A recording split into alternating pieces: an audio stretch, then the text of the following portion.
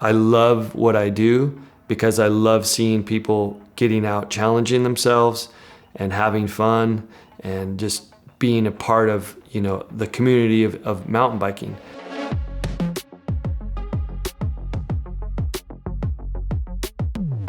I raced jet skis from when I was 19 till I was almost 40.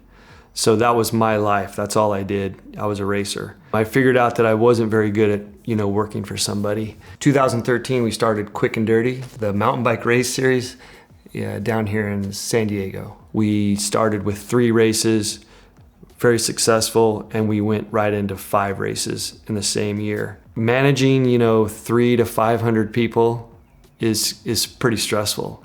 And that's a lot of times what people don't understand about race promotions. They're just like, hey, we're at an event, we're having a good time. But on the back end of stuff is what a lot of people don't see, is the amount of coursework that it takes to make a good course for our clientele. I concentrate very highly making a very good course for the riders to experience. I mean, I'm a racer, so I kind of get a good idea of what they want. There's places where you want to go, but you can't go because it's on private property or it's illegal trails, and that's always so hard because you just know how it could work safely and sound, but you just can't go there. So you have to work with the trails that are at hand. Sometimes they're not the best, but we've made them work. Just being some single track, a little bit of fire road, because you got to have a little bit of fire road for people to be able to drink, be able to pass, eat. When you're on a full single track, through mountain biking,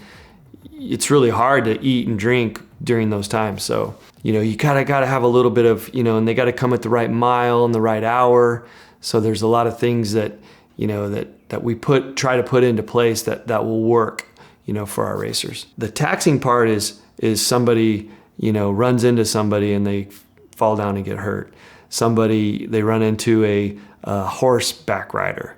They run into a walker, a hiker. Those are the things that are out of my control, but we try to take a lot of those situations that could happen out of the equation. So going to the back end stuff, it's getting porta potties, getting permits, working with all the rangers.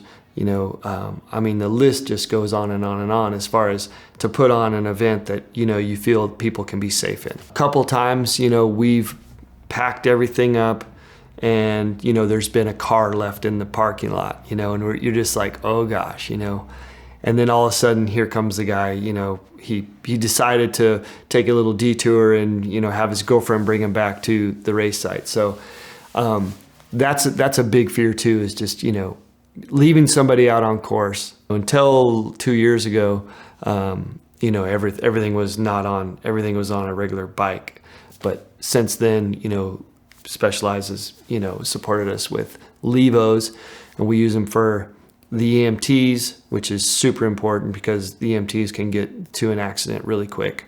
But we also use them for course sweep and course setup. We have deployed the Levos with EMTs for all kinds of stuff.